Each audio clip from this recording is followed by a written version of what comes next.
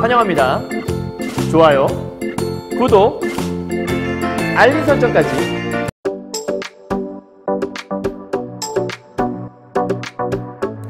안녕하세요. 경화여고 1학년 학생 여러분, 그리고 전국에서 신사고 국어 교과서로 현대 소설을 공부하신 학생 여러분 만나서 반갑습니다. 선생님은 세계 최강 국어쌤 조인수 선생님입니다.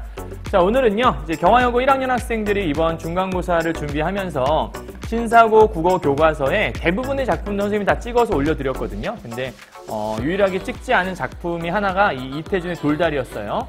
예전에 EBS 교재에서는 찍긴 했었는데 사실 그때는 본문이 좀 달랐고 이렇게 긴 작품은 아니었거든요. 그래서 오늘은 이제 본문도 엄청 길죠. 그래서 이걸 일일이 다 읽어가면서 강의를 하는 것보단 좀 필요한 부분들 위주로 정리를 해드리고, 이제 소설 공부할 때 제일 중요한 건 인물 위주로 공부를 하되, 인물들 간의 갈등이 있다면 무엇 때문에 그런지, 그리고 어떤 행동을 했다면 그 행동을 왜 했는지, 어떠한 심리가 녹아져 있는지, 그런 것들을 위주로 정리를 해드릴 거니까 일단 그런 것들 보면서 현대소설은 이런 것들을 보는 거구나라고 잘 체크하시면 될 것 같아요. 알았죠? 이해하셨죠? 자, 그러면 먼저 요걸 확인해야겠네요. 이태준의 돌다리예요, 여러분. 그럼 돌다리라는 게 뭐냐? 흔히 말하는 요즘에 세련된 다리를 얘기하는 건 아니고요. 뭐 시골 같은 데 가면 이제 많이 볼 수 있는, 그러니까 어찌 보면 좀 하나하나 만들기 좀 어려운 다리. 그러니까 뚝딱 하고 만들어진 그런 다리가 아니라 굉장히 시간과 노력을 들여서 만들어야 하는 그런 다리를 얘기하는 거예요. 그래서 그런 다리인데, 이제 중요한 포인트는 뭐냐면, 그런 돌다리가 있다면 돌다리를 왜 제목으로 설정했을까? 돌다리에 뭔가 의미가 있는 거겠죠. 굳이 따지자면 요즘의 세련된 느낌보다는 좀 약간 전통적인 느낌? 이런 게 좀 강하다고 아마 볼 수 있을 거예요. 그래서 이 돌다리라는 것들이 갖고 있는 상징성이 무엇이 있을까? 참고로 얘기하자면 요 안에 돌다리가 살짝 고장이 나면서 나무다리라는 걸 이제 세우게 돼요. 흔히 말하는 이제 정부에서 이제 국가적인 차원에서 나무다리를 개설해 주게 되는데, 그러다 보니까 나무다리는 뚝딱하고 편리하게 만들었거든요. 근데 그걸 이용하다 보니 기존에 우리가 많이 이용해 왔던 이 돌다리를 더 이상 이용하지 않게 되고 점점 몰락해 가는 거예요. 그런 어떤 전통과 근대, 현대의 어떤 교체? 이런 것들을 노래하고 있는 작품이라고 보시면 될 것 같습니다. 노래한다기보다는 이야기하고 있는 작품이겠죠. 자, 그러면 이 작품에 대해서 EBS 교재에서 한번 다뤘던 적이 있어서, 그럼 어떤 것들을 주안점 두고 있냐? EBS에서 보기를 이렇게 줬었어요. 자, 요게 되게 중요한 포인트니까 잘 기억하셔야 돼요. 돌다리에서 서사의 근간을 이루는 것은 아버지와 아들의 갈등이다. 자, 중요한 포인트가 뭐라고요? 요 안에 등장인물이 아버지와 아들이 나오는구나. 우리 책에서는 창섭이라는 이름이 나오죠. 그게 아들이에요. 여기 보니까 갈등은 전통적 정신적 가치와 물질적 가치를 중시하는 근대적 합리성 중, 쉽게 말하면 현재 전통 그리고 정신적 가치라는 게 존재하는 거고, 이것과 반대를 이루는 것이 바로 물질적 가치다라고 지금 설명을 하고 있는 거죠. 자, 그런데 이 두 개가 서로 반대. 얘는 이제 근대라고 볼 수 있겠네요. 그죠? 얘가 전통이라면 얘는 근대라고 볼 수 있는 것, 정신이라면 물질로 볼 수 있는 것. 그렇다면 아버지와 아들의 갈등이니까 아마도 예상컨대 이 정신적 전통이라고 하는 쪽이 아버지 쪽이 아닐까. 뭐 편견일 수도 있겠지만, 뭐 젊으면 전통이 없나? 그런 건 아니지만 이제 과거의 역사, 요즘의 역사라고 볼 수 있으니까 요 밑에 쪽은 아마 아들이 아닐까. 그래서 이 둘이 서로 대립을 이루고 있는 거 아닐까라고 짐작해 볼 수 있는 거죠. 자, 그리고 밑에 봐요. 병원 확장과 관련된 아들의 제안. 요 안에 내용 나오는데 땅을 팔자라는 얘기를 하게 돼요. 자, 그 제안에 대한 아버지의 거절. 왜? 아버지는 땅을 함부로 파는 게 아니다. 땅은 돈으로 환산할 수 있는 게 아니야. 이렇게 얘기를 하거든요. 그에 대한 이유 등을 구체화시킨다라고 얘기했어요. 자, 보다 중요한 건 뭐냐? 세대 간의 가치관의 차이. 그죠? 아버지 세대가 갖고 있는 가치관과 아들이 갖고 있는 가치관이 다를 수 있을 거예요. 그래서 밑에 보면 인물 간의 대화가 일정한 거리를 유지한 채 전개되는 양상, 인물들의 생각을 제시하는 화법이나 어조의 차이. 그러니까 지금 일단 주요한 건 대화를 위주로 뭔가 진행이 된다는 거예요. 그럼 밑에 긍정적인 가치가 무엇인가? 즉 보존해야 하는 가치가 무엇이지?를 이야기하는 작품인 거고, 근대적 합리성에 대한 거. 그러니까 이런 거죠. 사회가 발전하면서 이렇게 하는 게 좀 더 합리적이야. 너무 옛날 고리타분한 거 아니야? 이게 좀 더 합리적이지 않아? 뭔가 좀 효율적이지 않아? 근데 그 효율적이고 합리적인 게 과연 마냥 좋냐? 이걸 물어보는 거예요. 그래서 전통이란 건 과연 고리타분하고 과거의 것이냐? 근대 건 무조건 새 거라서 좋은 것이냐? 이거에 대한 것들을 이제 말하고자 했던 게 이 작품의 특징이라고 볼 수 있는 거죠. 이해하셨죠? 자, 그렇다면 이 안에 등장하는 주인공들에 대한 얘기를 잠깐 보도록 하죠. 일단 아버지 어떤 사람이냐? 농부예요. 그리고 시골에 거주하고 계시고 근검한 생활을 하시는 분. 그러니까 뭐 땅을 가지고 있지만 뭔가 뻐기는 게 없고 그냥 되게 부지런하게 사시는 거죠. 아주 근검, 부지런하고 검소하게 사신다는 얘기예요. 땅을 삶의 터전으로 인식하고 있다. 그래서 땅에 대한 애착이 있으시고요. 전통적 가치와 본래적 가치를 중시하시는 과거의 어떤 전통적 가치를 대변할 수 있는 존재. 반면 아들인 창섭이는 의사예요. 잘 됐죠. 의사가 됐던 이유는 이 안에 내용이 나오지만 여동생이 아팠어요. 근데 병원에 갔는데 그 병원의 의사가 오진을 한 거죠. 사실은 제대로 진료만 했으면 여동생이 죽지 않았을 텐데 그 창옥이라고 한 여동생이 의사의 오진 때문에 죽게 돼요. 그래서 그거에 대한 분노로 내가 제대로 된 의사가 돼보겠다 해서 의사가 되게 된 거예요. 도시에 거주하고 있는데 나름대로 냉정한 성격이기도 하고 논리적인 성격. 그러니까 이유를 다 대는 거야. 합당한 이유가 있어서 내가 이렇게 행동하는 거야. 이렇게 얘기를 하거든요. 근데 이 안에서 이익 추구형 인간. 이게 왜냐면 땅을 팔아서 더 크게 확장한 이후에 돈을 더 벌어서 그 돈으로 다시 아버지 병원을 사들이면 되지 않을까? 아니, 아버지의 땅을 사들이면 되지 않을까? 이런 생각을 하게 되거든요. 그러니까 그냥 땅은 쉽게 사고 팔 수 있는 일종의 경제적 가치로 볼 수 있고 이게 이제 근대의 합리적 가치라고 얘기를 하는 거죠. 그래서 이 두 개의 가치상에서 이제 충돌을 일으키는 그런 거라고 보시면 되는 거예요. 간단하게 내용을 말씀드리면 이제 병원을 확장이 된 상황이 된 거예요.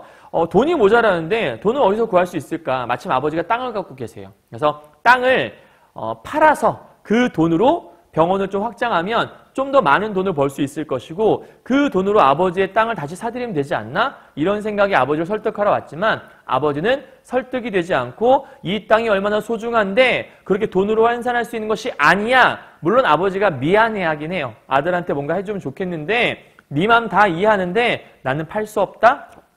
이런 기본적인 내용을 담고 있다는 거죠. 자, 그럼 요거를요, 좀 더 자세하게 좀 이렇게 풀어드리도록 할게요. 자, 아버지 어떤 사람이라고 그랬죠? 전통적 가치와 정신적 가치를 추구하는 사람.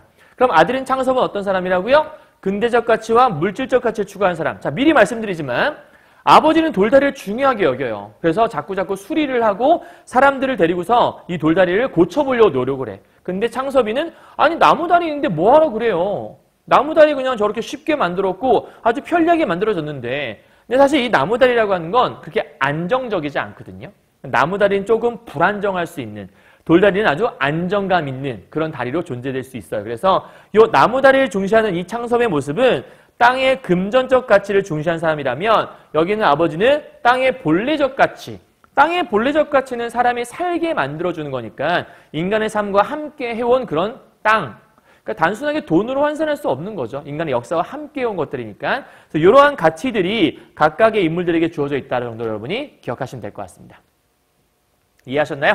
자, 그렇다면 요 다음 제일 중요한 게 하나 있어요, 여러분. 선생님이 이렇게 포인트를 잡아드릴 거예요. 지금 내가 적어준 5가지를 이 작품을 통해서 작품 다 읽었을 때 알겠다. 이 5가지에 대한 대답을 할 수 있겠다. 그럼 여러분이 아주 잘 읽어내신 겁니다.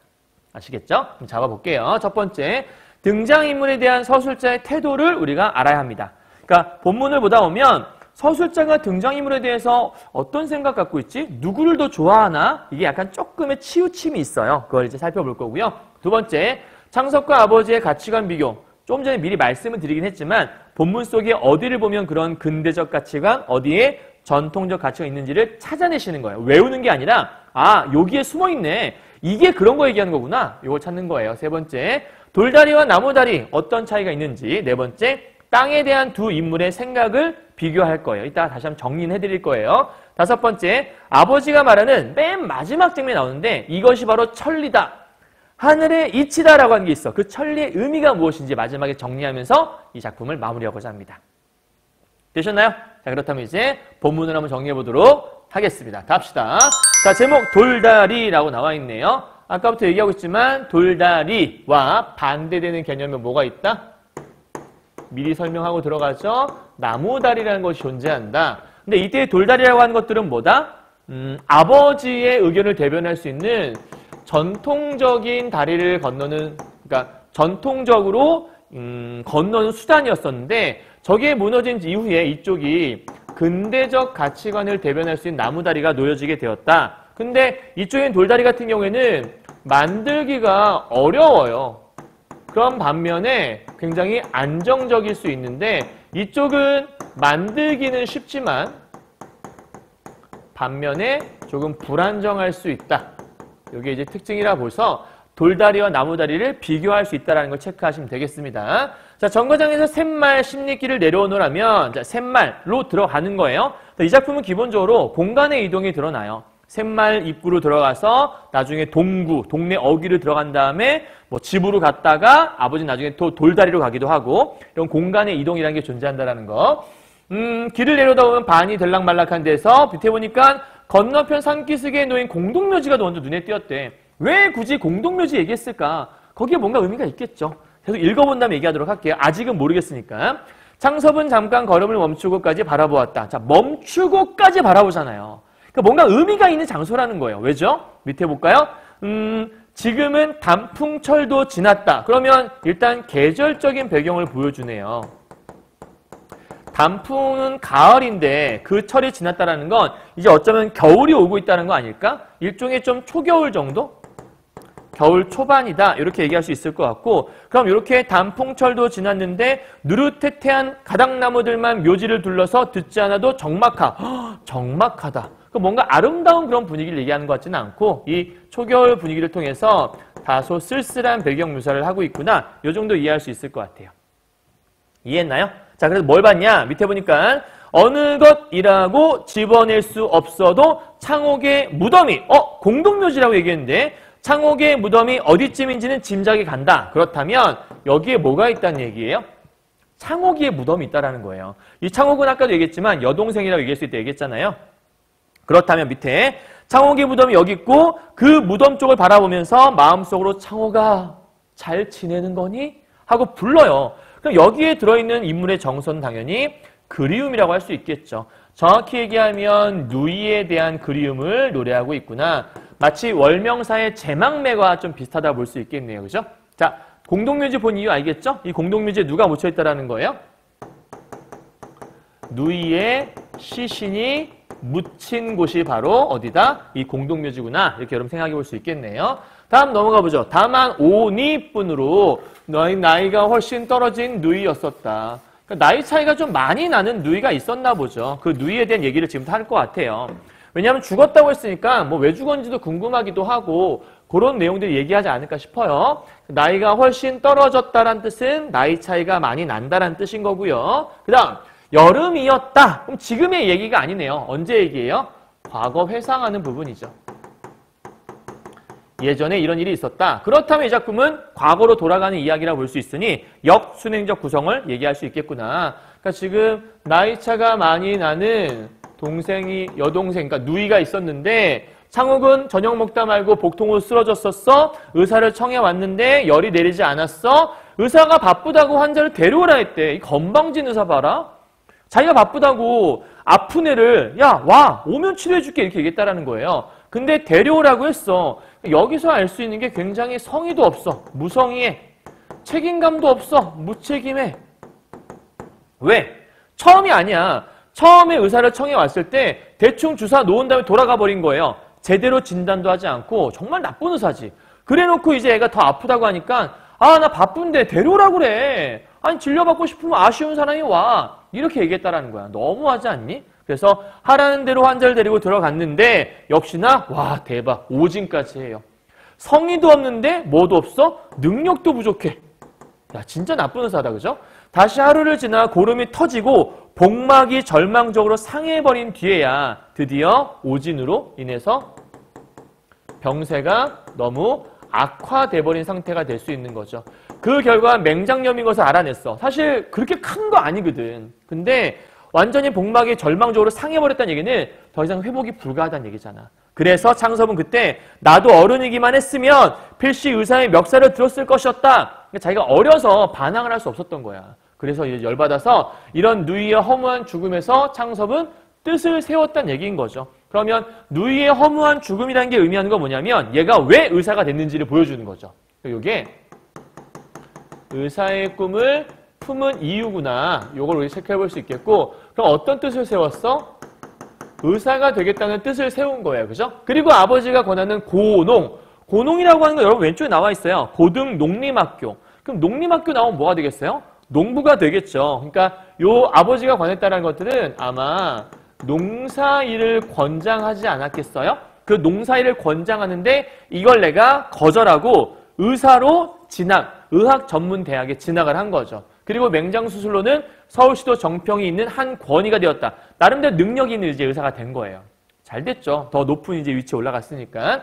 창호가 기뻐이다고 이번엔 내가 병원이 더 좋은 건물을 만나 커지는 기다. 갑자기 병원 확장하는 이야기를 하네. 그럼 병원 확장에 대한 얘기를 왜 할까 얘들아? 일단 기본적으로 농사일을 권장하는 건 아버지의 소원인 것 같아. 근데 나는 아버지의 소원을 들어주지 않았어. 그죠? 동생 때문에 억울함을 풀기 위해서라도 의사가 됐던 거니까. 그럼 여기서 좋은 건물을 만나 커지는 거다 했으면 이 창옥이가 아닌 이 창섭이는 병원 확장 계획이 있다라는 거지. 그럼 병원 확장 계획이 있다는 걸 왜 얘기하는 거야? 지금 현재 아버지를 찾아온 이유라고 볼 수 있죠. 그러니까 아버지를 찾은 이유가 뭐예요? 병원 확장하기 위해서 밑에 보니까 제일 완비한 수술실이 실현될 것이다 라고 얘기했어요. 그러니까 지금 이런 게 될 수 있을 거야. 기대감도 있고 내가 여기서 완전 제일 멋진 수술실을 만들어낼 거거든? 자부심도 있고 이러한 심리들을 간접적으로나마 대사를 통해서 읽어낼 수 있는 거죠. 자, 이번 시의 부족도 해결돼 있기다. 내가 네 사진 확대해서 이렇게 해놓을 거야 라고 되게 자기만의 포부를 밝히고 있는 모습이 있는 것 같아요. 자, 그 상황 속에서 창섭은 바람도 쌀쌀할 뿐 아니라 오후차로 돌아가야 할 길이라 걸음을 재우쳤다. 재우쳤다는 뭐 재촉했다 정도로 해석하시면 돼요. 길은 그전보다 넓어도 왔고 밑에 보니까 복판으로는 복판이란 말은 뭔 뜻이냐면 한가운데란 뜻이거든요. 밑에 내려가서 볼게요. 넘어갑시다. 들어가기 십상이었는데 바위를 갈라내어서까지 일매지게 넓은 길로 닦아졌다. 창섭은 이럴 줄 알았으면 아이고 정거장에서 자전거라도 빌려 타고 올 거리라고 얘기했나 봐. 모으는 게 되게 힘들었나 보죠. 그래서 눈에 익은 정자나무 선 논이며 이런 것들을 보면서 쭉 걸어왔대요. 근데 중요한 포인트는 돌각 담들은 아버지께서 손수 쌓으신 것이었다. 그러니까 지금 오다 보니까 많은 자연물들을 보긴 했는데 그 와중에 아버지가 뭔가 정성을 들여서 쌓은 이런 담들도 보게 되었다는 뜻인 것 같아요. 그러니까 지금 현재 어떤 모습이냐면 앞에 쪽에 여기부터 묶어볼까요? 길은부터 묶어봐요. 길은 예전보다 넓어졌어. 평탄해졌어. 비나 오면 진흙에 헤어낼 수 없었는데 이제는 자갈이 깔리고 어떤 목이 좁아서 더 좋아졌어. 그러니까 예전에 비해서 뭔가 좀 많이 발전을 하고 있는 그런 모습인 거죠. 그리고 어디까지의 모습인 거냐면 넓은 길로 닦아졌다 여기까지의 모습인 것 같아요. 그러니까 예전보다 많이 달라진 마을의 풍경을 묘사하고 있는 부분인 거죠. 달라졌다는 얘기는 좀 좋은 방향으로 달라진 걸 얘기하는 것 같아요. 그죠? 자, 그리고 나서 밑에 보니까 창섭의 아버지는 뭐가 있었냐면 근검으로 근방에 소문난 영감이었다. 그럼 근검한 인물이다 라고 대놓고 얘기하잖아. 무슨 뜻이야?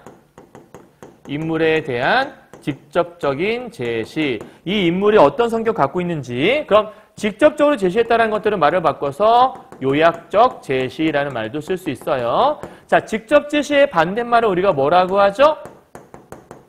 간접적 제시라고 하죠. 행동이나 대사를 통해서 이러한 심리, 이러한 성격이 있구나 얘기하는 거고 간접 제시는 다른 말로 극적 제시라고도 합니다. 연계해서 함께 알아두시면 시험 공부할 때 도움 되겠죠. 자, 그러나 자기 때에 와서는 밭 하루가리도 늘리지 못한 것으로 하루가리는 하루면 갈 만한 땅을 얘기하는 거야. 그러니까 아주 큰 땅을 얘기하는 건 아니고 뭐 요 정도 땅을 늘리지도 못했대. 아니 이렇게 부지런하시고 그런 아버지께서 왜 못 늘리셨을까? 그런 밭 하루가리를 늘리지 못한 이유가 있다는 거야. 그게 뭐냐? 곡식값보다 다른 물가들이 높아져서. 그럼 현재 지금 여기다가 번호 1번 붙여볼게. 1번. 그 다음 전대에는 모르던 아들의 유학 때문에 예전에는 아들이 유학 가거나 그런 게 아니라 농사일만 했었는데 이제는 유학을 가잖아. 그래서 유학 가려면 뭔가 좀 돈이 필요할 거 아니에요. 그러니까 지금 다른 데다 돈을 쓰지 못하는 거죠. 밭을 확장하거나 그게 중요한 게 아니라는 거야. 여기서 밭 하루가리를 늘린다. 일반적으로 돈을 많이 벌었으면 내 땅을 더 많이 사서 땅 부자가 될 수도 있잖아. 근데 이 아버지는 땅 부자가 목적이 아니라 첫 번째 곡식값보다 다른 물가들이 높아졌기도 했고 아들이 유학을 가기도 했고 그다음 세 번째요. 밑에 보니까 이 아버지가 무슨 일을 하시냐면 할아버니와 아버님께서 나를 부자 소리 못 들어도 굽는 소리는 안 듣고 살도록 물려주시고 가셨다. 그래서 내가 열심히 물려주신 손수 이룩하신 밭을 더 건 논으로, 건은 기름진이란 뜻인데 더 기름진 논으로 더 기름진 밭이 될 수 있도록 이런 뜻이에요. 그런 밭이 되도록 노력을 했다라는 거죠. 그러니까 지금 내가 이게 이제 3번이 될 수 있을 것 같아요. 3번의 핵심 포인트는 이런 거죠. 뭔가 늘리게 하는 것보다는 그러니까 땅을 늘리기보다 기름지게 하는 것에 초점을 맞추고 있는 게 바로 아버지의 특징이죠. 그러니까 이 땅을 좀 더 기름지게 거름을 더 해갖고 좀 더 풍요롭게 만드는 게 목적인 거지 단순하게 땅을 더 사서 늘려? 관리도 제대로 안 되는데 이런 걸 원하는 게 아니라는 거죠. 그러니까 땅을 안 샀다 이런 얘기 하는 것 같아. 그럼 현재 1번, 2번, 3번까지 얘기했어. 이 세 가지의 특징은 뭐죠? 전부 다 땅을 늘리지 않은 이유라고 볼 수 있겠죠. 그러니까 아버지가 땅을 왜 안 늘렸는데 첫 번째 앞쪽에 보니까 아까 뭐 있었지? 다른 물가들보다 높아져서 아들이 유학 가기도 해서 세 번째로는 늘리는 것보단 땅을 좀 더 기름지게 좀 더 좋은 땅으로 만드는 게 좋지 않을까 이런 생각을 했다는 얘기예요. 하고 절용에 쓰고 남은 돈이 있으면 그 돈으로는 품을 몇씩 들어서 뭐 하나 봤더니 논배미를 바로잡고 밭에 돌을 추려서 바람맞이로 담을 두르기도 하고 겨울엔 뚝막이도 하고 뚝막이라고 하는 것들은 뚝을 세워서 뭔가를 막는다는 뜻이야. 그러다가 아들이 의사가 된 후로는 아들 학비로 쓰던 못까지 다 들어서 와, 네 번째 이제는 자기에게만 도움되는 것이 아니라 이 동네 길은 물론이고 읍길과 정거장 길까지 다 닦아놓는 거야. 그러니까 굉장히 어떤 자세야. 나만 위한 자세가 아니라 남을 함께 위해주는 이타적인 자세까지 있는 거죠. 그럼 이건 이제 4번. 아버지가 왜 땅을 늘리지 않는 거야? 나만 위해 사는 게 아니다. 우리 동네 전체가 잘 사는 게 그게 중요한 거 아니겠어? 굉장히 멋있는 성격 갖고 계신다. 그죠? 자, 남을 주면 땅을 버린다. 넘어가요.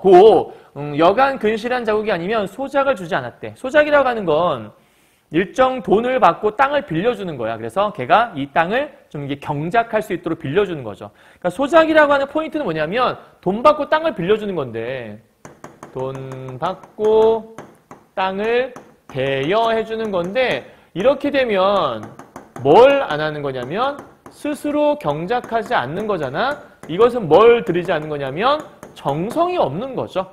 그래서 소작을 주지 않는 이유, 아버지가. 왜? 아버지는 이 땅에 대한 애정이 있거든. 그래서 절대로 소작을 주지 않았어. 소를 2필이나 메고 일꾼을 3명씩이나 두고 적잖은 전답을 전부 잔홍. 잔홍은 스스로 농사를 짓는 거죠. 스스로 농사를 짓는 이런 잔홍으로 버텨왔다. 누가요? 아버지가요. 그러니까 이 아버지는 농사에 대해 진심이신 거야. 그치? 아버지는 그냥 대충 농사, 그냥 뭐 대충 농사 짓지 이런 게 아니라 진짜 진심으로 농사에 대해서 아버지는 애정이 있으신 거죠. 자, 그리고 밑에 보니까 실속의 타작만 못하나는 둥, 일꾼 셋이 저희 농사해가지고 나간다는 둥. 그러니까 일꾼이 들어왔어. 근데 자기 농사 지어 나간다. 이렇게 얘기를 한다는 거야. 이해만을 따져 비평한 소리가 많았어. 그런데 창섭의 아버지는 이런 소리가 있었던 반면에 땅을 위해서는 자기의 이해만으로 타산하지 않았다. 이걸 이해타산이라고 얘기하거든요. 그러니까 지금 위에 있는 말은 한마디로 아버지는 이해타산 안 했다며. 이게 이해타산적인 가치관이지. 대표적인 게 어떤 거야? 타작만 못하네. 일꾼 셋이 이랬네. 그러니까 요 두 가지 모습은 이 아버지의 모습과는 다른 이해타산적인 가치관을 보여주는 건데 아버지는 타산하려 하지 않았어? 그렇다면 위와 아래가 서로 뭐가 되냐면 이렇게 해서 대조가 된다라고 얘기할 수 있겠네요. 이해하셨나요?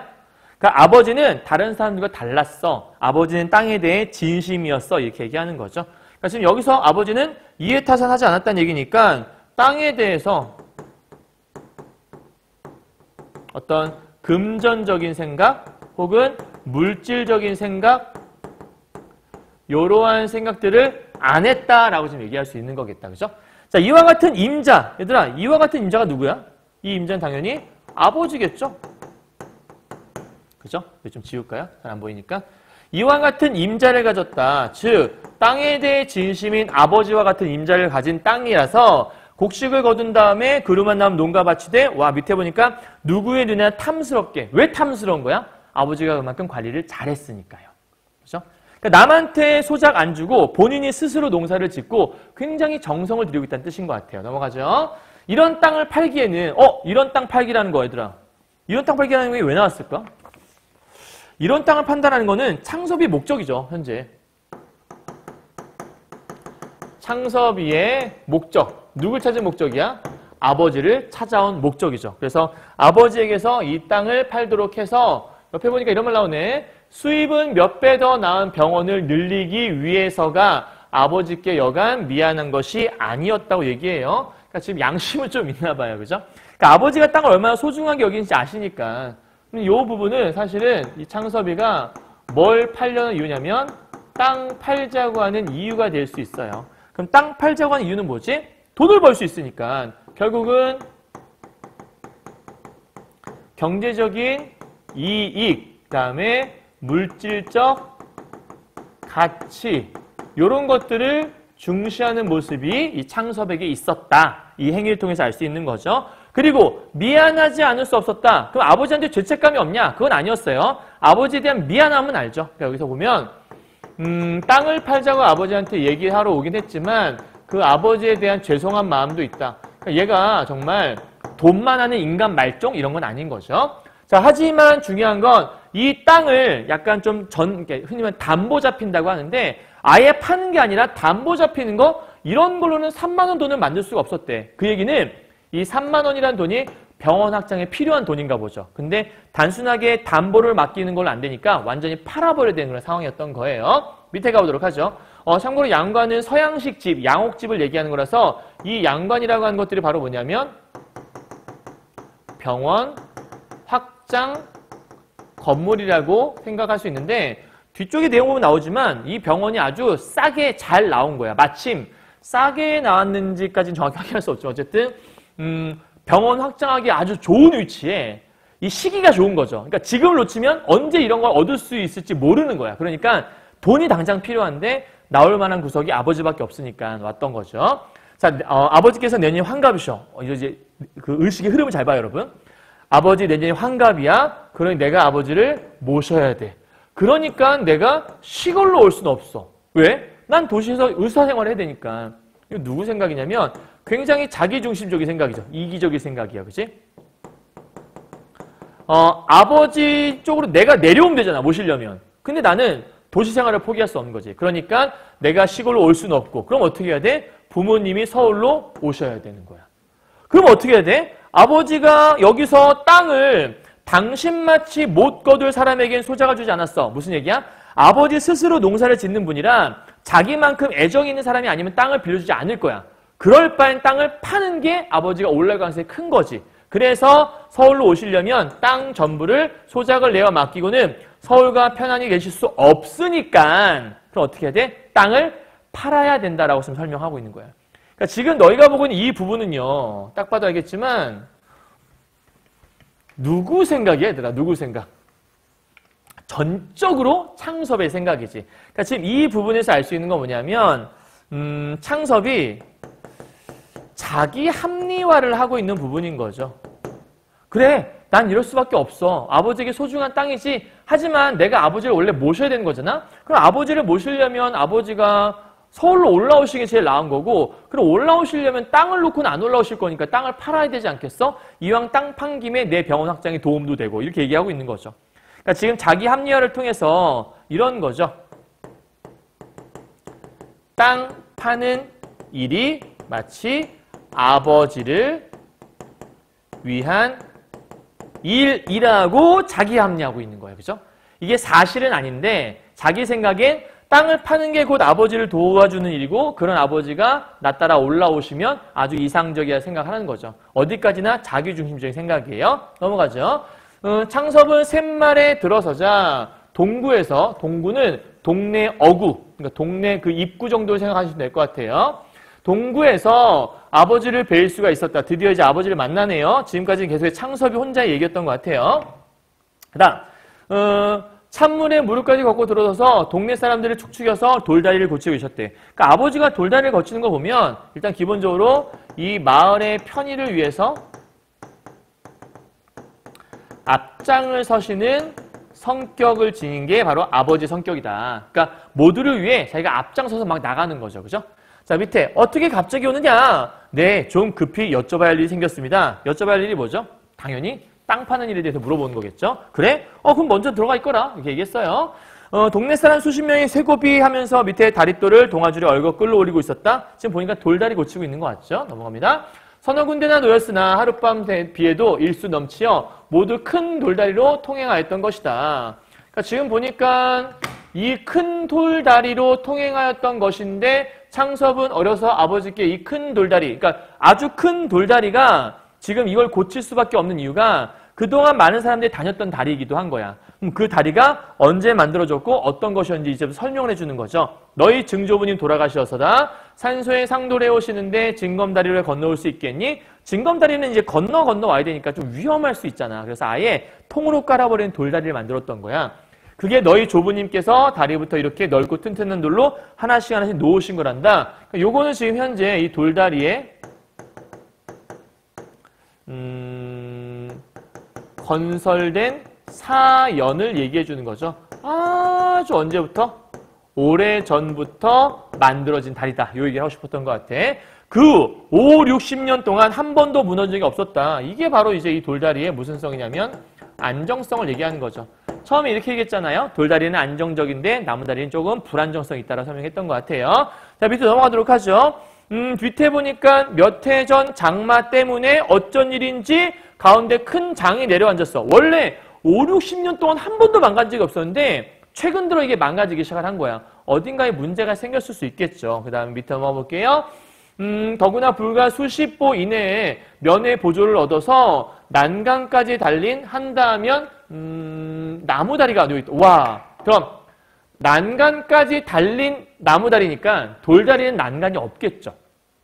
어찌 보면 살짝 건널 때 위험할 수도 있는데 나무다리는 난간도 있어. 그러니까 얼마나 편하겠어? 이것이 놓인 뒤에 일이라 이 돌다리는 동네 사람들에게 완전히 잊혀져 가고 있었다고 얘기해요. 그러면 이 나무다리라고 하는 것들은 뭘 상징할 수 있니? 현대 문명이라는 걸 상징할 수 있는 거죠. 그러니까 과거의 전통 문명을 얘기하는 것들은 바로 돌다리가 되는 것이 있고, 근데 여기 보니까 완전 잊혀져 버렸어. 뭐가요? 돌다리가 잊혀지고 있는 거잖아. 여기에 이 말의 핵심 포인트는 뭐냐면 돌다리가 있는데 현재 나무 다리를 좀 더 중시하는 풍조가 들어가 있다. 이때 전통적, 이게 전통이겠죠? 전통이라고 볼 수 있는 돌다리가 점점 잊혀지고 있다는 얘기는 이 전통이 뭐 되어가는 모습을 보여주는 거냐면 몰락해가는 모습을 보여주기도 했다. 한마디로 달라지고 있는 변화해가는 시대상을 요걸 통해서 뭘 보여주고 싶었다고요? 변화하는 시대상의 흐름을 작품을 통해서 제시하고 있는 거예요. 전통이 끝나가고 새로운 근대적 가치관이 다가오고 있다는 뜻이겠죠. 집에 들어가서 보니, 자, 이제 집으로 왔어요. 아까 보니까 처음에 있던 단어가 뭐였지? 처음 단어가 샘말 쪽에서 동네 어기 들어와서 이제 집으로 오게 된 거죠. 공간 이동 계속 일어나고 있어요. 어머니는 다리 고친 사람들 점심을 짓노라고 역시 허둥거둥 대고 있었대. 어머니가 물어보네요. 야, 웬일인데 너 혼자 오니? 어머니는 손자 아이들부터 찾음. 선생님도 그래요. 이제 명절 때나 어머니 댁에 가면 어머니가 애들도 왔니? 라고 물어보셔요. 더 이상 선생님은 어머니에게 귀여운 존재가 아니잖아. 오히려 그냥 징그럽고 저 다 큰 어른 녀석. 근데 애들은 귀여운 거죠. 그래서 오히려 아이들도 찾게 되는 이제 그런 모습이 특히 할머니들의 특징인 것 같아요. 그러니까 여기서 알 수 있는 건 이 어머니, 창섭의 어머니겠죠. 창섭의 어머니는 창섭의 아들들인 손자들에 대한 애정과 그리움을 담고 있다. 밑에 보니까 저 오늘 다시 올라가야 돼서 아무도 안 데리고 왔어요. 그러니까 어머니가 아니 오늘 갈거 뭐하러 왔어? 약간 좀 토라진 것 같죠? 조금 섭섭함? 이러한 마음들을 대사를 통해서 읽어낼 수 있다. 혹은 서운함이라고 얘기할 수 있겠네요. 서운함 이런 단어들. 자, 넘어가죠. 인전 어머니 서건 서울로 모셔갈 제비를 하러 왔다오. 사실은 서건이라면 요즘 잘 안 쓰는 말이잖아. 근데 이게 뭐냐면 어머니와 함께 누구누구와 함께 정도 해석하시면 돼요. with. 그래서 이제 어머니와 함께 서울로 올라가려고요. 어머니 애들 되게 좋아하시잖아. 그러니까 서울로? 야 제발 아이들하고 한데 살아봤으면 원이 없겠다. 어머니의 소원은 뭐예요? 우리의 소원은 통일이지만 어머니의 소원은 아이들과 함께 집에서 지냈으면 좋겠어 라고 하는 게 바로 어머니의 소망이라고 볼 수 있겠네요. 그러니까 이 어머니는 아버지와 달라요. 이 지역을 지키고자 하는 의무가 있는 게 아니라 어머니는 그냥 아이들만 있으면 어디든 갈 수 있는 사람이라 볼 수 있는 거죠. 하고 어머니는 땅보다 조상님들 산소나 사당보다 뭐가 더 먼저야? 손자 아이들에게 더 마음이 크다. 아이들도 좋아하는 마음이 있다라는 거죠. 하지만 아버지만큼은 단순히 들떠진 마음이 아니었다. 그러니까 내가 이렇게 얘기하면 어머니는 들뜰 거란 얘기야. 근데 우리 아버지는 들뜰 뿐이 아니다라는 얘기잖아. 그럼 여기서 미리 우리가 한번 짐작해 볼 수 있겠네. 아버지는 들뜰 뿐이 아니다라는 얘기는 아버지는 엄마와 달리 설득이 잘 될까 안 될까? 엄마는 설득도 필요 없어. 지금 상황에서 엄마 같이 가요 그러면 어머니는 가실 것 같아. 지금 현재 마음이 이미 떴거든. 근데 아버지는 단순한 분이 아니다라고 지금 얘기하는 거 보니까 아하, 요걸 통해서 어머니와 다른 아버지의 모습을 표현하고 있는 거고, 이걸 통해서 어머니는 나와 더 이상 갈등할 일이 없겠죠. 왜냐하면 어머니와 나의 이게 니즈가 일치했잖아. 나는 엄마를 데리고 올라가고 싶어. 근데 어머니도 나 따라 가서 아이들과 함께 지내고 싶어. 하지만 아버지는 들떠진 마음이 아니야. 그럼 요걸 통해서 야, 곧 이 아버지와 창섭 간에 뭔가 갈등이 생겨나겠는데 요거를 살짝 암시해주는 부분인 거예요.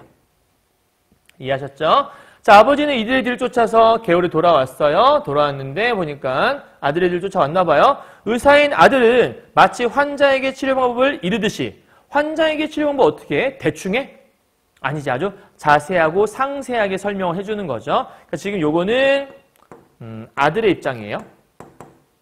아주 상세한 설명을 해주고 있다. 이런 뜻이라고 볼 수 있겠고요. 아주 자세하게 지금 풀어내고 있어요. 얘가 대충 진료하는 의사에게 신물이 나서 자기가 의사가 된 거잖아요.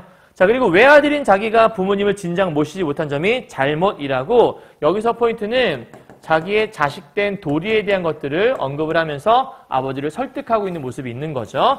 그리고 자기가 병원을 버리기보다는 부모님이 농토를 버리시고 서울로 오시는 게 좋다라고 얘기했으니까 사실 이 부분은 부모님을 위한다고도 얘기할 수 있지만 가장 문제는 뭐냐면 자신의 이익을 무엇보다 더 중시하고 있는 거냐면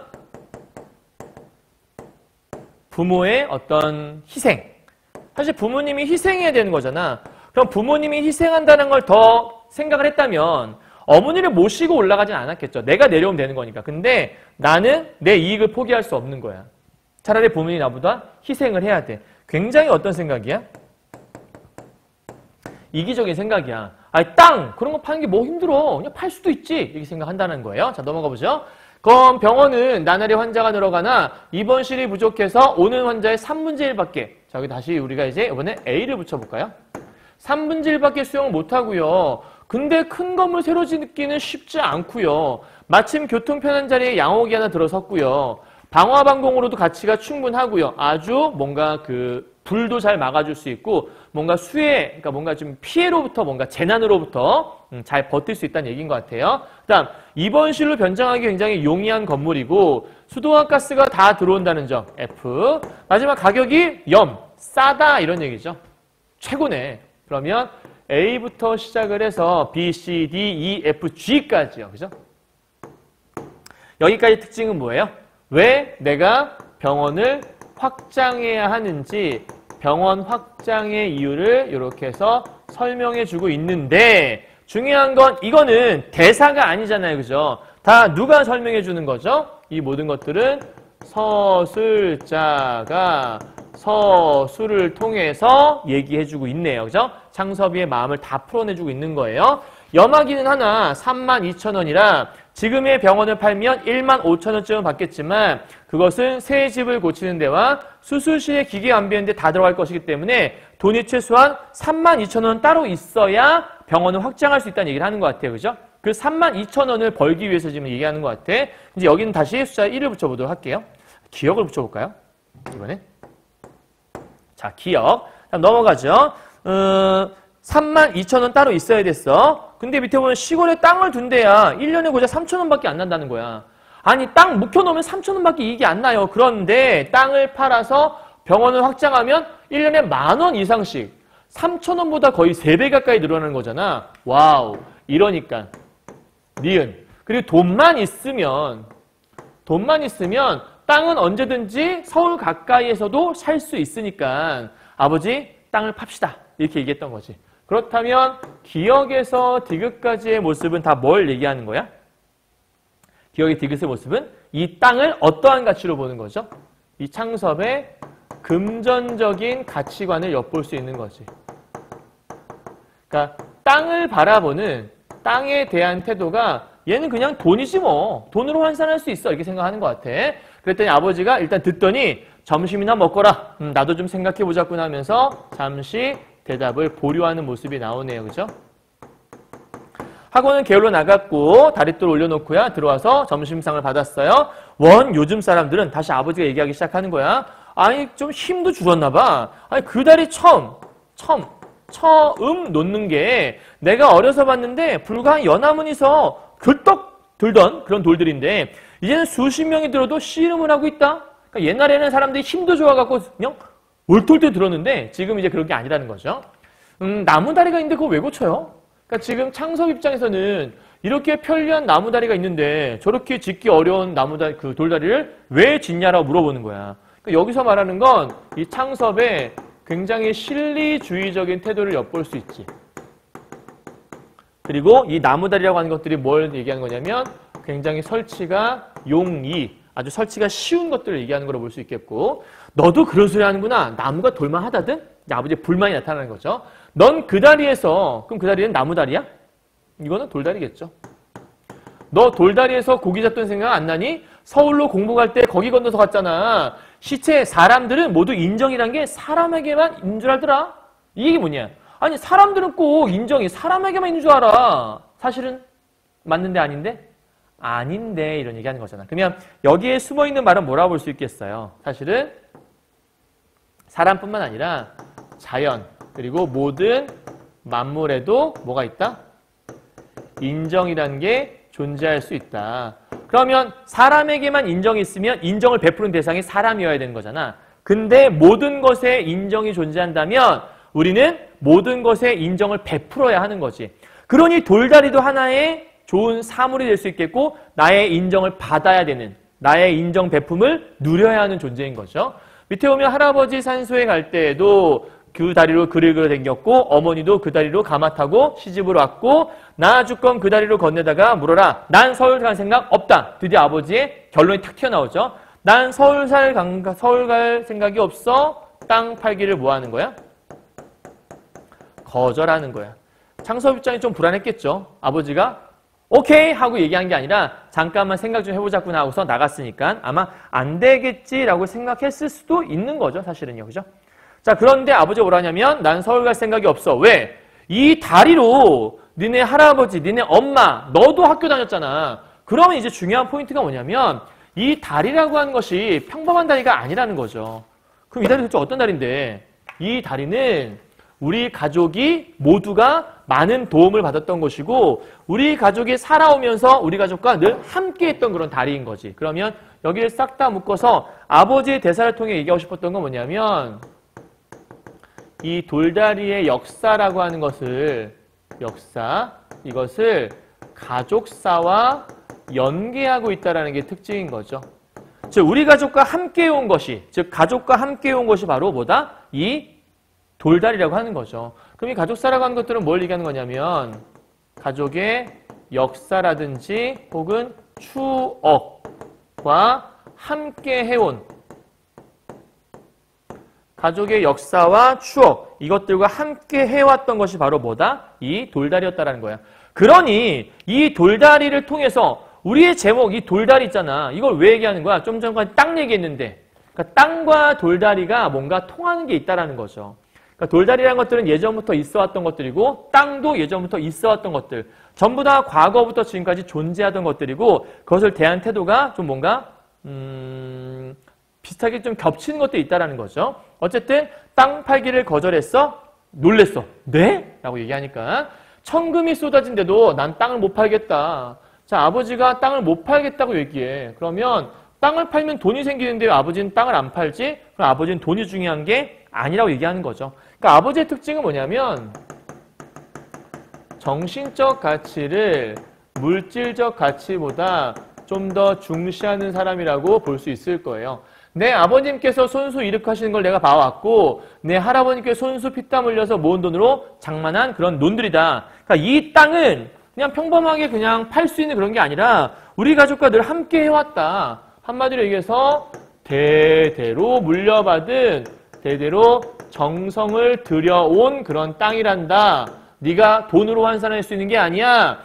돈 있다고 어디가 느르지논 같은 게 있고 독시장박 같은 게, 얘들아 느르지논이라고 하는 것들은 너희 책에 나와 있지만 기름진 논, 독시장박 같은 경우에는 뭔가 철원에 소재한 밭이라고 그랬는데 이 두 개의 공통점은 그렇게 좋은 논과 좋은 밭이 또 어디 있다든 돈만 있으면 살 수 있다든 이런 얘기 하는 거야. 그럼 돈이 있다면 살 수 있거든 이런 얘기는 살 수 있니? 라는 얘기는 돈이 다가 아니야 이런 얘기하고 싶었던 거죠. 그래서 느티나무는 할아버님이 심으시고 저 사랑마당에 은행나무는 아버지가 심으셨고 밑에를 설 때마다 나는 어른들 동상이 다름없이 거기에 경건나무를 솟았고 땅이란 것 말이지 어떻게 일시를 따져서 사고 팔고 하니 이게 무슨 얘기야? 야 어떻게 땅을 가지고서 이렇게 땅을 사고 판다는 거는 경제적 가치로만 판단하는 거잖아.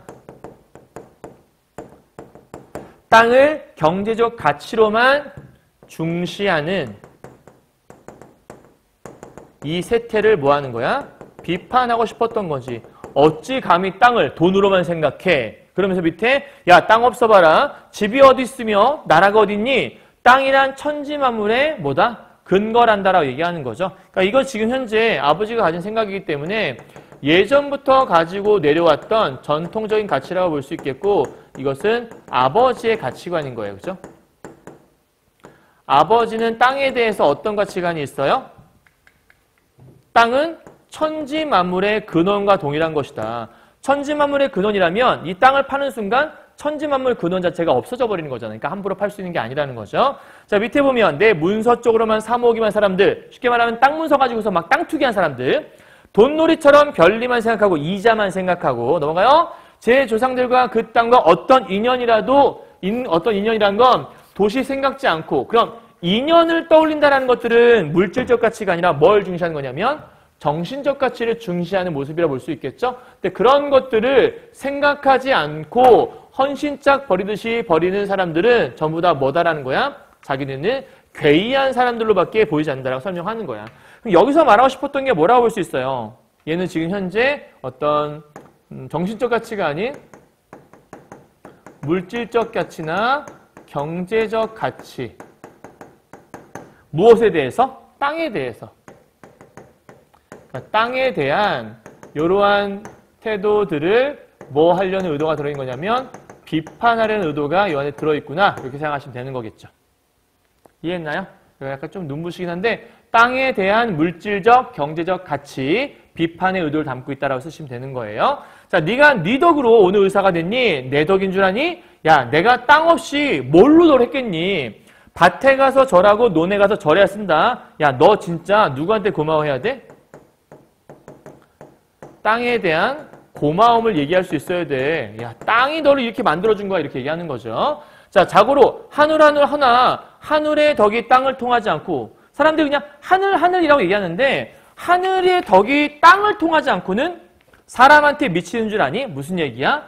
하늘의 덕이 사람한테 임하는 게 중요한데 땅이 없다면 그 모든 게 불가능하다. 그 이야기는 이 말의 핵심 포인트는 뭐가 제일 중요하다는 거야?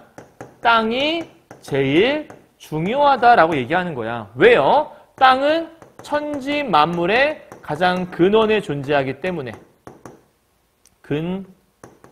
근원에 존재하기 때문에 이 땅이라고 하는 것이 없으면 사람에겐 아무것도 없다. 이런 얘기하는 거죠.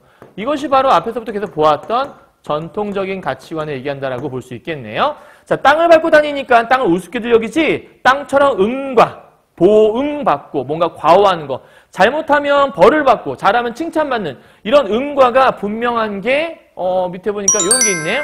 그럼 현재 지금 얘들아 땅에 대해서 아버지와 창섭의 자세가 좀 다르잖아. 창섭이는 무조건 뭘로 봤었지? 아까부터? 돈으로 보는 모습이 있었잖아. 그런데 아버지는 이거에 대해서 어떤 모습이 있었어? 방금 얘기했던 것처럼 정신적인 가치 이런 것들로 확인하는 모습이 있었죠. 자, 그렇다면 이걸 토대로 해서 한번 정리를 하고 그 다음 본문으로 넘어가 보자라고 얘기를 하고 있는 거예요. 한번 가볼게요. 첫 번째, 아버지는 땅에 대해서 천지만물의 근거가 되고 가족의 역사와 추억을 담고 있는 곳. 이렇게 생각하는 거죠. 하지만 창섭은 물질적이고도 금전적인 가치로서 땅을 바라보고 있는 거고 실용적인 측면만 바라보고 있는 거예요. 너무 이상적인 거 말고 일단 생각해봐요. 실용적으로 보면 일단 땅 팔아서 돈을 더 많이 벌면 땅을 더 많이 살 수 있잖아요. 이런 얘기하고 있다는 거죠. 그럼 이 둘을 통해서 말하고 싶었던 게 뭐냐? 바로 이거예요.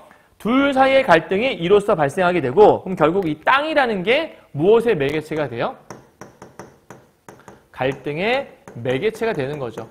소설의 가장 중요한 갈등이라는 걸 일으키는 매개체는 당연히 중요한 소재가 될 수밖에 없겠죠. 그래서 갈등이 발생해서 창섭과 아버지의 세계가 서로 결별을 하게 되겠구나. 서로 합쳐지기가 쉽지 않겠구나. 우리가 엿볼 수 있다는 거죠. 자, 다시 돌아가서요. 여기 부분이에요.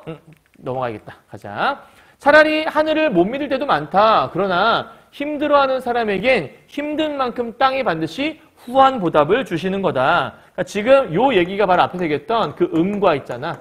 음과가 분명한 땅의 모습을 얘기하고 있는 거예요. 자, 흔해 빠진 지주들. 이 지주들의 특징이 뭐죠? 흔해 빠졌으니까 뭘 주는? 소작을 주는 지주들이야. 이 지주는요. 그죠? 그러니까 이 아버지는 소작을 안 하잖아. 왜냐하면 땅을 귀하게 여겨야 되니까 그런 걸 용납할 수 없다라는 거죠. 근데 여기 있는 지주들은 그냥 소작 줘. 아무나 하면 어때? 그런 마음이 있다라는 거죠. 자, 자긴들, 소작인들 얘기하는 거예요. 얘네한테 맡겨버리고 도회지에 가 앉아서 소출만 팔아다가. 그러니까 농사는 짓지 않고 땅 빌려준 다음에 도시 가서 편하게 살아. 그러다가 농사 잘 지었대. 돈만 받아. 이게 무슨 땅에 대한 애정이냐 이런 걸 얘기하는 거야. 그래서 땅 가꾸는 데는 단돈 1원을 벌벌 떨고 땅으로 살며 땅에 야박한 놈은 자식으로 치면 후레자식. 후레자식의 특징이 오른쪽에 보게 되면 거기 뭐라고 나와 있을 거냐면 배운 데 없이 제풀로 막대게 자라 교양이나 버릇이 없는 사람을 낮잡아 이르는 말. 그러니까 막대 먹은 놈 이런 뜻일 거야. 그럼 어떤 사람이 막대 먹은 놈이야? 우리를 키워준 게 땅인데 그 땅에 대해서 함부로 대하는 모습. 이건 막대 먹은 놈이라는 거죠.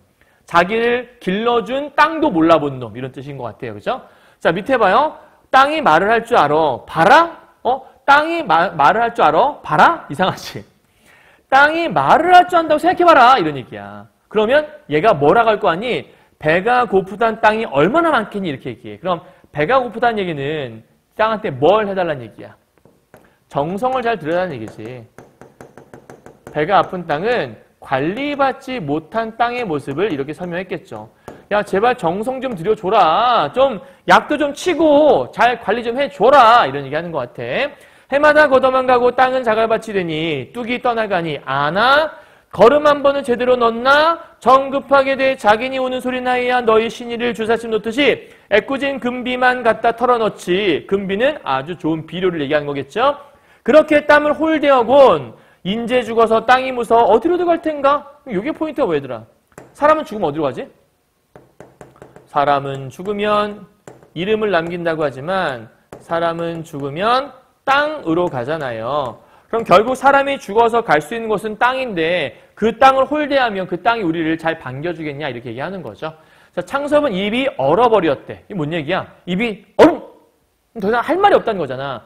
어이가 없다? 이런 뜻을 얘기하는 게 아니고 입이 얼어버렸다는 얘기는 할 말이 없어진 거예요. 왜냐하면 땅에 대한 아버지의 애착을 얘는 확인했거든. 그러니까 쉽게 말하면 이 정도로 땅에 대해서 아버지가 좋아할 줄 그동안 몰랐던 거야. 근데 아버지가 정말 이 땅에 대해 진심인 마음을 갖고 계셨던 거죠. 그럼 이때 입이 얼어버렸어? 입이 있어도 말을 하지 못한다. 다른 말로 유구무원이라는 사자성어를 쓸 수도 있죠. 함께 연계해서 보시면 될 것 같아요. 그래서 얘는 땅에 대한 아버지의 애착을 확인하는 순간 더 이상 할 말이 없어진 거야. 그럼 할 말이 없다는 얘기 뭐냐면 일종의 내가 뭔가 잘못 생각하고 있었구나. 요거를 깨달았다고 볼 수 있는 거지. 자, 자기의 생각은 너무나 자기의 본이었던 것을 얘가 드디어 내가 너무 이기적이었구나 이거를 깨닫게 되네요. 물론 이때 이기적이란 말은 아버지 입장에 생각하지 않고 내 생각에 땅 팔지 않을까라고 지금 생각했던 그 모습을 얘기한다고 보시면 될 것 같습니다. 계속 가죠. 땅에는 이해를 초월한 일종 종교적 신념을 가진 아버지에게, 그러니까 땅에게 종교적 신념이 있다는 얘기는 무슨 얘기지? 아버지는 땅에 대해서 종교적 신념이니까 믿음이라고 할 수 있잖아. 땅에 대한 어마어마한 믿음을 갖고 계신 거야. 땅은 배신하지 않아. 땅은 우리를 먹여 살려줘. 그만큼 우리가 존중해줘야 되는 거야 라고 얘기하는 거죠. 그러니까 믿음이자 애착이라고 볼 수 있겠고, 아들의 이단적인 계획은 당연히 무슨 계획이겠어요? 이거는 땅을 파는 그런 계획을 얘기하는 거겠죠. 자, 용납될 리 만무였다. 인정하는 거야. 아버지는 그래 설득되지 않을 수 있겠어라 생각을 했던 것 같아. 너로선 어떤 수단을 쓰든지 병원부터 확장하려는 게 과연 엉뚱한 욕심은 아닌 줄 안다. 요 말에서 알 수 있는 게 아버지가 되게 못된 사람은 아니야. 그러니까 여기서 알 수 있는 게 자식의 입장을 아버지가 이해는 해요. 그죠? 그러니까 네가 왜 그런지 안다. 난 이해는 한다. 하지만 욕심을 부려서는 못 쓰는 거다. 너 지금 병원 확정하려고 하는 거지? 내 과도한 욕심은 지나치만 못하다. 이게 이제 누구한테 주려고 하는 거냐면 아들에게 주는 교훈인 거야. 어떤 모습과 좀 비슷하니? 여기서 병원부터 확장하려는 모습은 뭐랑 반대이냐면 땅을 확장하지 않는 아버지의 모습과 굉장히 반대가 되죠. 아버지는 땅을 더 이상 확장하고 싶어 하지 않아. 그냥 지금에 만족해. 그럼 나머지 돈들 어디다 써? 다른 사람들을 위해서 길을 닦아주기도 하고 땅을 좀 더 기름지게 만들기도 하고 이런 데 쓰잖아. 근데 여기서 이 나라고 하는 이 창섭이는 어떤 존재야? 자기의 병원을 넓히려고 하잖아. 그러니까 더 욕심을 부린다라는 거죠. 그래서 아들에게 주는 교훈은 뭐죠? 과유불급이라 너무 지나친 욕심을 가지지 말아라 라는 얘기하고 있는 거예요. 의술은 예로부터 인술이라지 않니? 매사에 순턴하게 진실하게 진실된 행동으로 만족하며 살아라 이렇게 얘기하고 싶었던 것 같아. 네가 가업을 이혼하지 않는다고? 당연히 가업이라고 하는 것들은 농사일을 얘기하겠죠. 네가 농사일 안 한다고 내가 너한테 뭐라 하진 않겠다. 넌 너로서 발견한 길을 열었고, 그러니까 너는 너 나름대로 길을 간 거다. 그러니까 아버지가 되게 쿨하시죠. 왜냐하면 자기 말 안 듣고 의사가 됐대. 물론 의사도 좋은 직업이긴 하지만 아버지 입장에서는 이 땅을 좀 잘 이어줬으면 좋겠는데 아들이 내 말 안 듣고 의사가 돼버렸으니까 얼마나 속상하시겠어. 땅을 맡길 데가 없어졌으니까. 그죠? 그런 상황에서 밑에 보게 되면 내가 어떻게 불명을 말하니 다만 3, 4대 집안에서 공들여 일으키는 전장, 그 땅을 얘기하는 거예요. 이것을 남의 손에 내맡기게 되는 저 애석한 심사가 없다 할 수는 없고, 그러니까 지금 여기서부터 여기까지 지금 모양인 것 같은데 여기서 말하고 싶은 건 뭐야? 내가 너한테 뭘 하고 싶지 않다. 너한테 뭐라고 막 나무라고 싶지 않아. 넌 너 나름대로 길을 뚫은 거지. 다만 조금 아쉬운 게 있다면 이 땅이 이제 어떡하지? 너는 의사가 됐는데 내가 죽고 나면 이 땅을 누가 경작하나? 이 소중한 땅을 이제 이렇게 얘기하고 있는 거예요. 그러니까 사실 여기서 이제 알 수 있는 정서는 좀 약간 서운함? 정확히 말하면 안타까움이라는 정서가 좀 더 어울릴 것 같다는 생각이 좀 들어요. 그죠?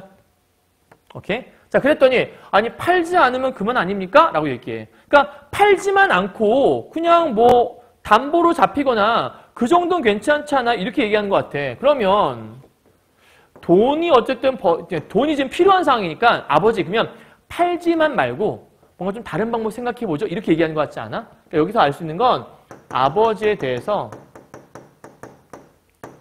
온전하게 이해한 것은 아닌 것 같아. 그치? 그러니까 아버지를 이해하긴 해. 근데 완벽하게 이해한 것은 아닌 것 같아. 야, 나 죽은 뒤엔 누가 거두니? 너도 이제도 말했지만 너도 문서 쪽만 쥐고 서울 앉아 지주 노릇만 하게? 아까 얘기했던 그 지주들. 아주 못된 지주들. 그냥 돈 생각만 하고 농사 안 짓고 그냥 땅 소작 준 다음에 자기는 서울 가서 돈만 받아 챙기는. 너도 그런 놈 될 거야? 이렇게 얘기하는 거지. 그렇지?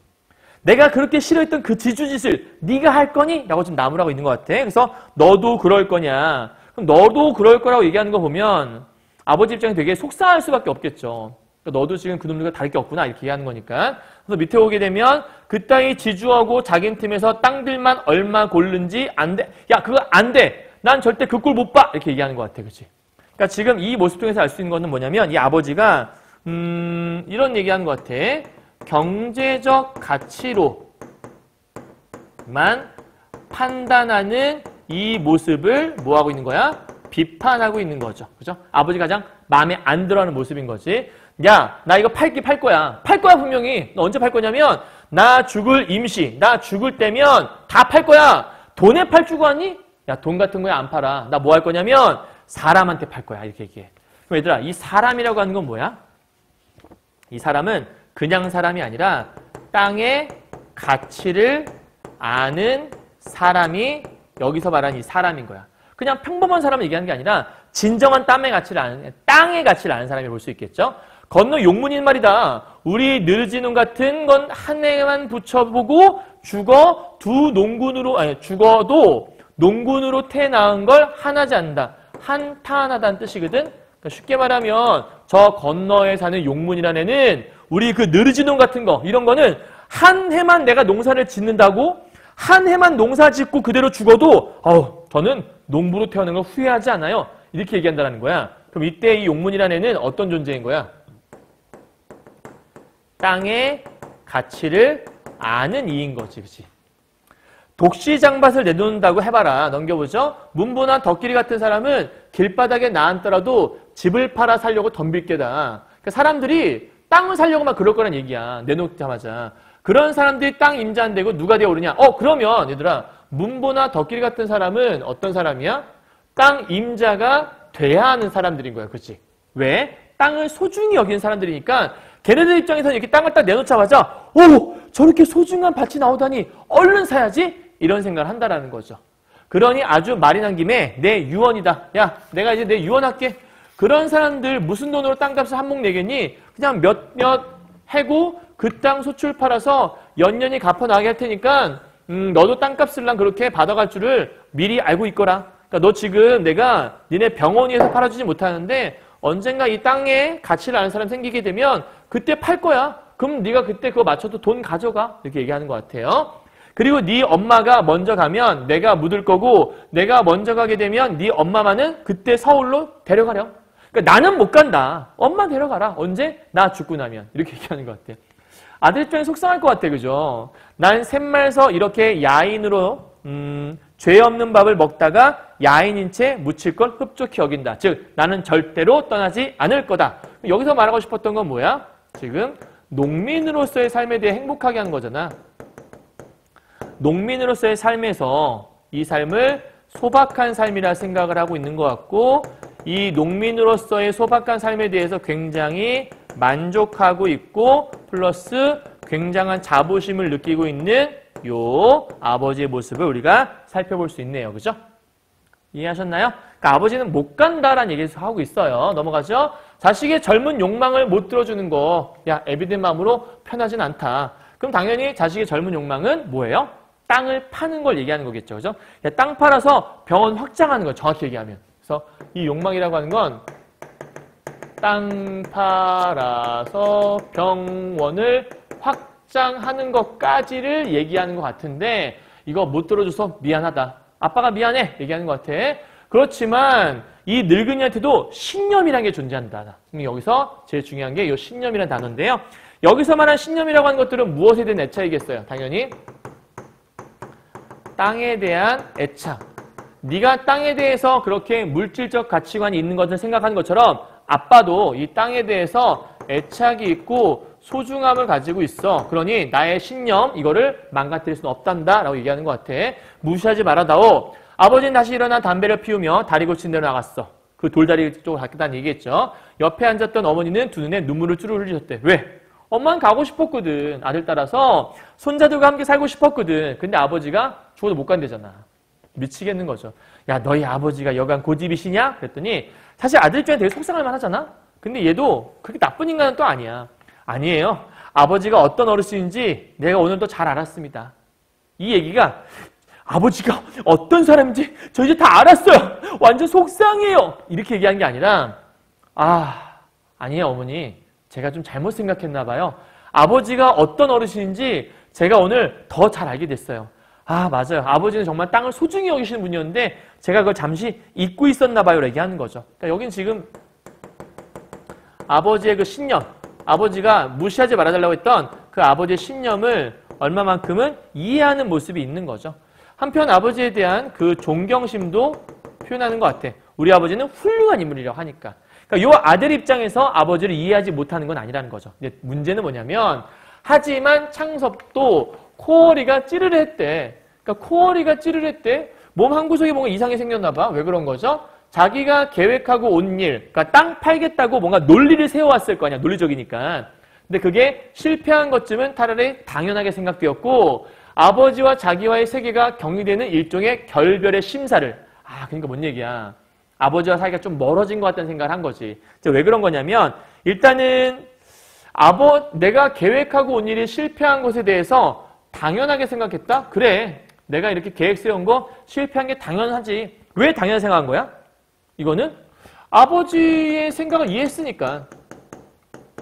아버지의 생각이라든지 그 아버지의 신념을 이해했어.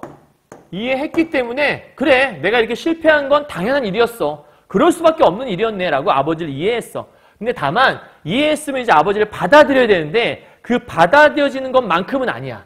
무슨 얘기냐면 아버지의 신념은 이해했다. 하지만 자기의 가치관과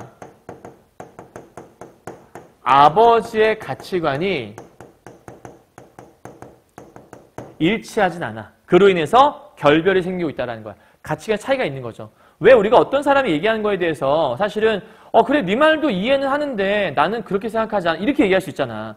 그러니까 이해를 한다라는 건 아버지가 그럴 사람이다. 그런 모습으로 평생 살아오셨고 맞아 아버지는 저런 분이었지 라고 납득은 한 거예요.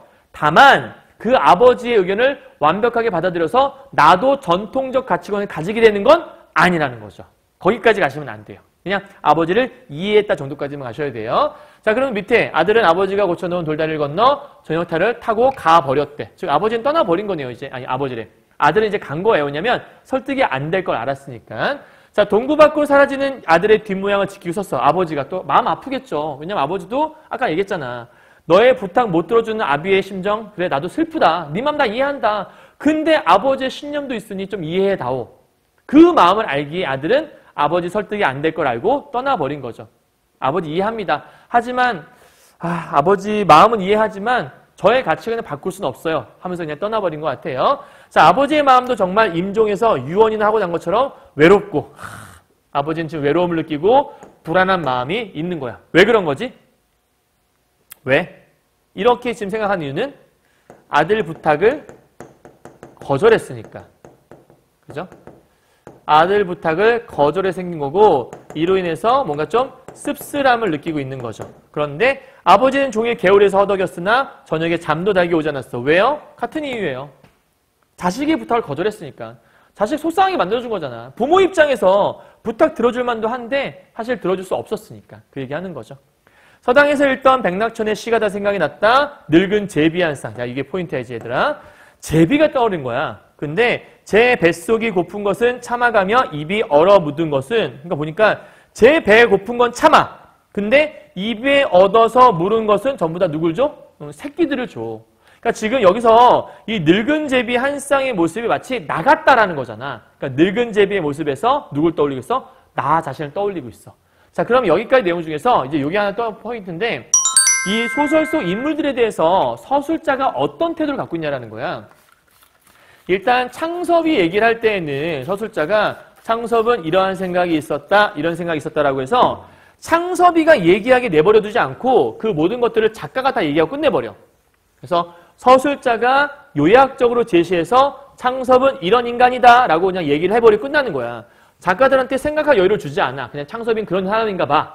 근데 창섭의 감정이 드러나지 않으니까 걔의 감정 따윈 중요하지 않은 거야. 그런데 문제는 아버지는 땅 팔지 않겠다는 결심과 이유를 제시할 때 인물 간의 대화만 제시해. 그러니까 얘의 대사를 존중해 주는 거죠. 그 대화를 통해서 그래 아버지의 심리가 이러하고 아버지의 생각이 어떠한지를 다 풀어주고 있는 거야. 그럼 이걸 통해서 알 수 있는 게 뭐냐면 결국은 이 서술자는 무엇을 더 존중한다고 볼 수 있냐면 아버지의 전통적인 가치관을 옹호하고 있겠구나. 이렇게 생각해 볼 수 있다는 거죠. 그러니까 서술자는 좀 아버지 쪽의 편에 좀 서 있지 않나라고 우리가 짐작해 볼 수 있다라는 거예요. 자, 그래서 밑에 이 늙은 제비가 새끼들이 자라서 나는 날개예요. 힘을 얻자 어디로든지 저희 좋을 대로 다 날아가 버리고, 그러니까 자식들이 다 키워놨더니 힘이 생기면 날아가 버린다라는 거야. 그리고 야이고 늙은 어버이 제비 한 쌍만, 이게 늙은 제비라고 볼 수 있겠죠. 가을바람 소슬한 추녀 끝에 매달려 있는 광경을 묘사했고, 나중에는 그 늙은 어버이 제비들이 가리켜서 새끼들만 원망하지 말고 너희들이 새끼적에 역시 그러했음도 깨달으라. 그런 풍자의 시 중에 하나였대. 그러니까 지금 여기서 말하고 싶었던 게 뭐였던 것 같으냐면, 일단 늙은 제비의 모습은 자식을 위해서 헌신했어. 그랬더니 자식들이 다 날아가 버리고 맨 마지막에 어버이 제비들을 보면서 새끼들만 원망하지 말아라. 너희도 새끼였을 적에 너도 그랬다. 그러니까 왜 그런 거 있잖아. 아버지들이 아유 저 자식 키워놨더니 다 소용없네 라고 했어. 그때 뭐라고 하는 거야? 너도 똑같았어 어렸을 때. 이렇게 얘기했다라는 거야. 그러니까 누구나 다 어렸을 때 똑같지 않았니? 너 지금 그걸 똑같이 당하고 있는 거다. 이렇게 생각해보란 얘기예요. 그러니까 이거에서 말하고 싶었던 건 뭐인 거냐면, 자식이 커서 부모를 떠나는 거, 이거는 아주 당연한 일이다. 그러니까 뭔가 특별한 일이 아닌 거야. 그러니까 서운해할 일이 아닌 거지. 왜냐하면 너도 그러했고 네 자식도 그러하고 있는 거니까. 대신 여기까지 모습이 이 시에서 말하고 싶었던 게 뭐냐면, 이 늙은 제비의 모습과 아버지는 자신을 동일시하는 모습이 있는 거지. 그럼 이렇게 동일시해서 그래 그 아이가 이렇게 떠나는 건 당연한 거야? 그 아들이 그럴 수밖에 없었겠지. 그 창섭이를 이런 풍자시를 통해서 이해하고자 노력하는 모습이 보인다라는 거죠. 자, 노인은 어두운 천장을 향해 쓴 웃음을 짓고는 날이 밝기를 기다려 누구보다도 먼저 어디로 가요? 돌다리를 보러 나가게 돼요. 그러니까 지금 마지막까지 뭐에 대한 애착이 있냐면 이 돌다리에 대한 애착을 보여주고 있죠. 애착을 보여주고 있는 거예요. 돌다리는 되게 중요한 소재가 될 수 있겠네요. 넘어가죠. 흙탕이라고는 어느 돌 틈에도 남아있지 않았고요. 첫 골으로도 가운데 골으로도 맑기만 하만 소담한 물살이 우쭐우쭐 춤추며 지나갔다. 물살이 춤추며 지나갔다? 이거 누가 봐도 의연한 표현 아니니? 가운데 장으로가 쾅 굴러보았다. 발바닥만 아플 뿐 끄떡이 있을 리 없다. 튼튼하다는 얘기죠. 아까 안정감이 있는 게 다리라고 얘기했잖아. 노인은 쭈루루 집으로 돌아와서 소금 접시와 낫수건을 가지고 나왔다. 제일 낮은 받침돌에 내려앉아 양치하고는 세수를 했고, 나중에는 다시 이가 절인 물을 한 입 물어 마시면서 일어났어. 속에 모든 게 씻기는 듯 시원했대 이제는요. 자, 그리고 수염에 물을 닦으면서 이렇게 생각했다. 자, 마지막 생각이 중요한 거예요. 넘어갑시다. 비가 아무리 쏟아져도 어떤 한정을 넘는 법은 없다라고 얘기하네요. 이거의 특징은 이거죠. 한마디로 분수를 알아라. 분수를 아는 자연의 법칙이에요. 그죠? 그러니까 비가 얘들아 미친 듯이 쏟아진다고 해서 막 노아의 홍수처럼 막 홍수가 막 범람하고 이러진 않잖아. 그러니까 자연이 아무리 비가 내리더라도 한계를 안다. 그러니까 적정한 수준을 지키는 게 바로 자연이라는 얘기죠. 그래서 물이 분수 없이 늘어 떠내려갔던 것이 아니라 자갈에 밀려 내려와 물구멍이 좁아졌든지, 그렇지 않으면 어느 받침돌의 밑이 물살에 둥글려 쓰러졌던 걸 거다. 그러니까 이게 지금 돌다리가 왜 고장났을까에 대해서 생각해 본 거라 볼 수 있겠죠. 그래서 아마 돌다리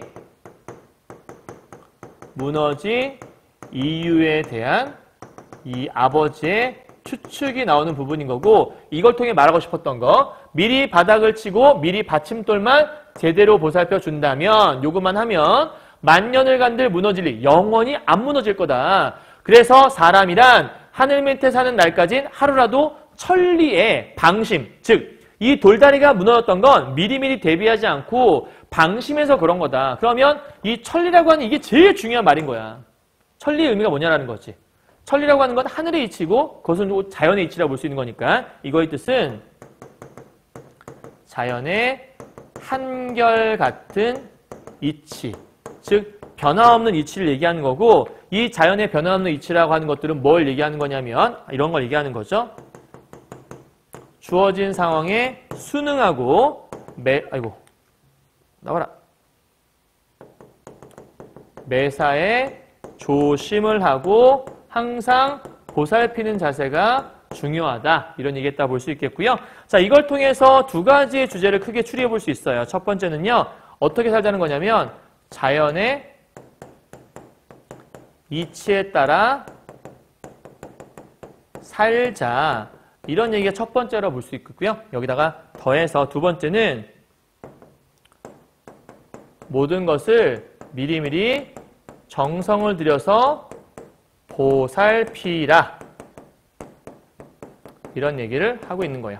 자연의 이치에 따라 살자. 자연의 이치는 뭐였죠? 넘치지 않는, 분수를 아는 그러한 자세로 살자. 모든 것을 미리미리 대비해서 정성을 들여서 보살피며 살자라고 얘기하는 거죠. 그럼 이 부분이 지금 이 천리에서 제일 중요한 삶의 가치라고 볼 수 있는 거고, 그럼 이걸 통해 마지막으로 얘기하고 싶었던 가장 최종적인 말은 뭐냐면 땅의 가치를 다시 한번 되새겨보는 그러한 말이라 볼 수 있겠고요. 동시에 플러스 뭐라냐면 물질 만능주의, 돈이면 다 된다고 생각하는 이러한 물질 만능주의적 생각들을 비판하는 이야기로 마무리되고 있구나라고 생각하시면 된다는 얘기입니다. 이해하셨나요? 여기까지? 오케이? 다 했어요. 이제 본문 다 정리했었고, 그럼 결국 아버지의 맨 마지막 말을 통해서 우리 책은 발단전개, 위기절정, 결말까지 해서 이게 다 돼 있거든요. 그래서 이러한 구조로 되어 있는 거구나 생각하시면 될 것 같고요. 자, 최종 정리 이것만은 꼭 정리하고 마무리합시다. 자, 물질 만능주의에 대한 비판을 갖고 있다 주제는요. 그리고 더불어서 땅의 가치에 대해서 인식에 대한 것들 얘기하고 있는데, 땅의 진정한 가치란 무엇인가에 대해서 생각해보고 있는 거죠. 첫 번째 특징이에요. 전지적 작가 시점으로 되어 있다. 그렇죠. 나가 등장하는 게 아니기 때문에 전지적 작가 시점으로 되어 있다고 볼 수 있겠고, 그 다음에 상징적인 특정 소재를 사용하고 있다. 그게 뭘까 얘들아? 당연히 돌다리와 나무다리 같은 걸 얘기하는 거겠죠. 혹은 뭐 땅이라고도 볼 수 있는데, 여기서는 이제 상징적인 특정 소재가 서로 대치를 이루고 있는 거니까 돌다리, 제목에서 나왔던 돌다리와 나무다리를 가져오면 어떤 이야기인지 설명할 수 있겠죠. 그죠? 자, 그리고 전통적 가치관 대 근대적 가치관, 대조적 인물이라고 하면 아버지와 창섭 얘기하는 거로 볼 수 있겠고요. 자, 대화도 들어있지만 서술자가 요약적으로 제시하는 부분도 함께 들어있다라고 정리하시면 모든 게 끝이라고 볼 수 있겠습니다. 자, 이제 다 했고요. 오늘 좀 긴 시간, 거의 한 70분가량 해서 지금 설명한 것 같은데, 지문이 원체 길다 보니까 본문이 워낙 길어서 최대한 빨리 한다고 했지만, 대충 읽으면 또 가면 내용이 흐름이 끊어지니까 빨리빨리 읽어가면서 필요한 부분만 정리를 해드렸어요. 그러니까 여러분이 다시 한번 보시면서 타임링크 걸어드렸으니까 그 타임링크 보시면서 필요한 부분들만 잘 정리하시면 좋을 것 같다는 생각이 드네요. 자, 고생하셨고 이번에 중간고사 부디 고등학교 첫 시험인데 시험 잘 보시고 좋은 성과 있으면 좋을 것 같네요. 너무너무 수고 많으셨고 우리 중간고사 끝나고 이제는 기말고사 범위에 있는 것들 나중에 또 찍어드릴 거니까 그걸로 만나도록 하죠. 여러분 수고하셨습니다. 여러분 국어 화이팅! 안녕!